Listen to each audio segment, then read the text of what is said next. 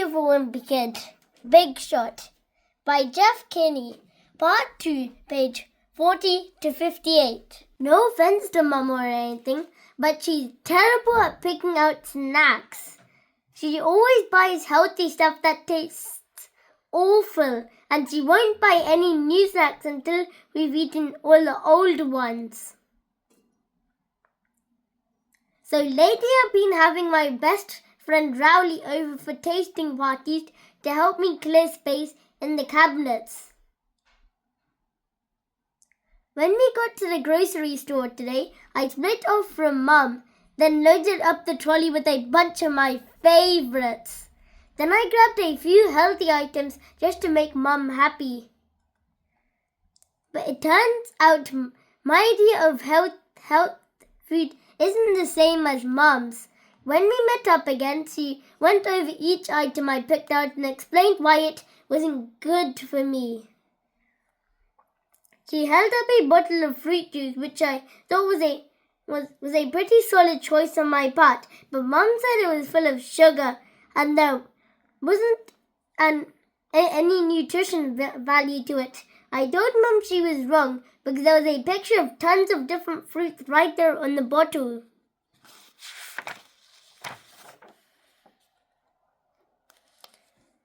Then Mum showed me the label and I couldn't believe they can even get away with that.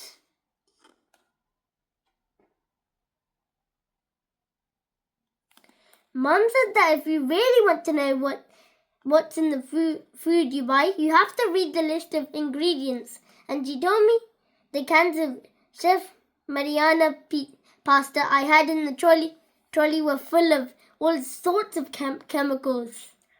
But I knew Mum was wrong about that one because I've seen the Chef Mariana ads on television that show him making his pasta by hand in old Italy. Mum showed me the small print on the back of the can, which said the food was made in a factory in Detroit, and that Chef Mariana probably wasn't even a real person, and they just hired an actor for those TV ads. Well, that made me feel pretty stupid for dressing up as a Chef Mariana in our wax figure exhibit at school last year.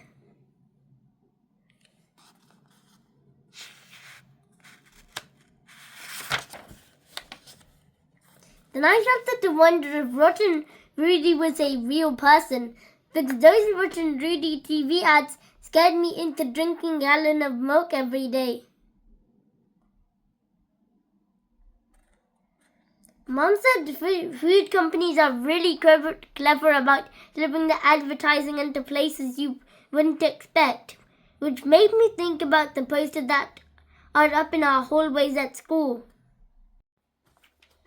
She explained that sometimes packaged food companies use cartoon characters to get young kids to want their products. And I think she's right because before we left the house today, Manny was watching an episode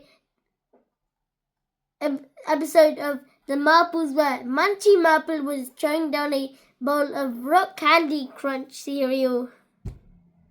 Mum told me that when she buys food for the family, she checks the labels and doesn't buy anything with ingredients she can't pronounce. Then she said the best thing to do is buy food with only one ingredient, like fruit and vegetable.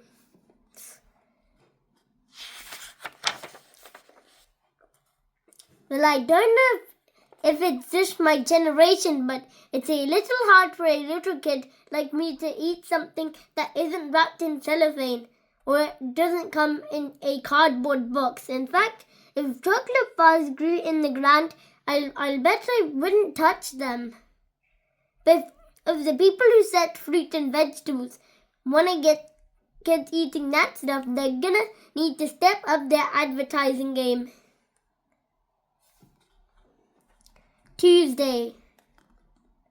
Sports day is tomorrow and things have really started to heat up at school.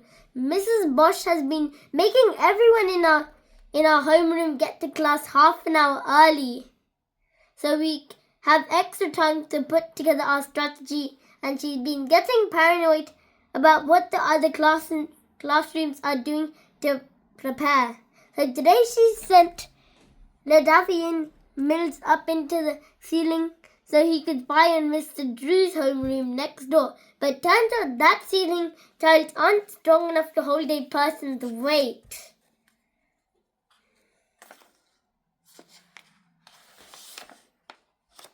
The homeroom Mrs. Botch is most worried about is Mrs. Epstein's, because she's got a bunch of athletes in her class, and one of the kids is Jess Range, who stayed back in 8th grade twice, just so he could compete in sports day one more time. But the team I'm most nervous about is Mr. Ray's class, because that's the morning detention homeroom. And on sports day, I'm sure those guys are gonna play dirty.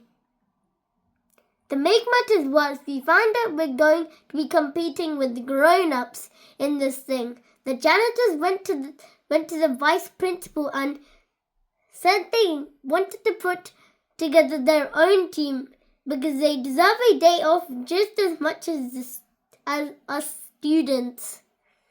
I guess that's fair, but the bathrooms have been getting pretty grotty ever since they started spending all their time training.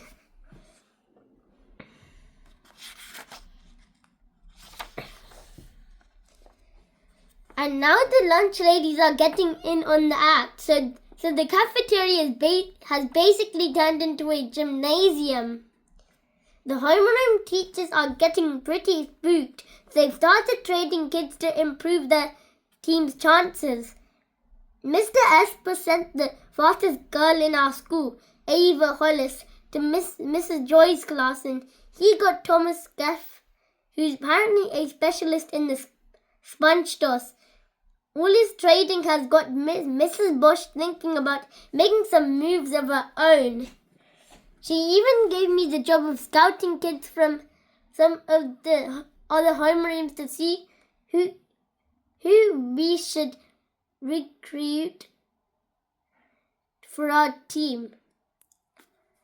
That's why it stung when Mrs. Bosch traded me and other two kids for Jess Range and threw in a pack of dry erase markers to close the deal.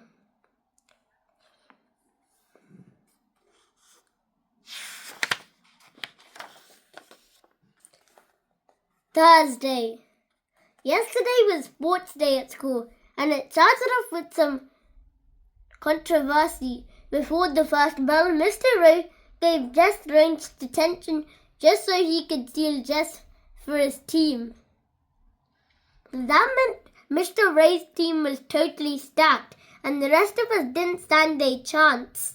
Before sports day kicked off, Mrs. Epstein gathered our team on the playground to go over strategy and make some last-minute adjustments. But I still couldn't figure out why she wanted me and the other kids instead of Jess Range. I was only signed up for one event, which was the 3-legged race. My partner was Madison Burke, who's about a foot taller than me, which made things kind of awkward. But when the race started, I finally understood Mrs. Epstein's strategy. She didn't trade me because I'm fast. She traded for me because I'm light.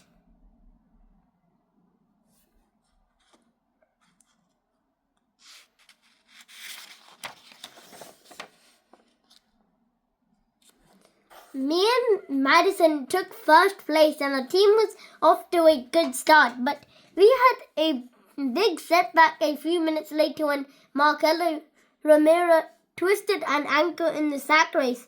It turns out the lunch ladies had left some potatoes in a few of the sacks, and I bet that wasn't an accident. Marcelo was supposed to run the 50-meter sprint next, and all the other kids on our team were in the middle of events, so Mrs. Epstein told me I was going to have to fill in for him. I got a second to last place because I was kind of bashed up from the 3-legged race, but I can't really run fast unless I'm motivated. The fastest I ever run was when I got chased by Roderick after he stepped in dog poop, and I laughed at him. I guarantee if someone had been timing me that day, I would have clocked in at cheetah speed. The only reason I didn't get last place in the 15-meter sprint was because as soon as the race started, Jess Range fell flat on his face. And when that happened, I figured he must have tripped over his shoelaces or something.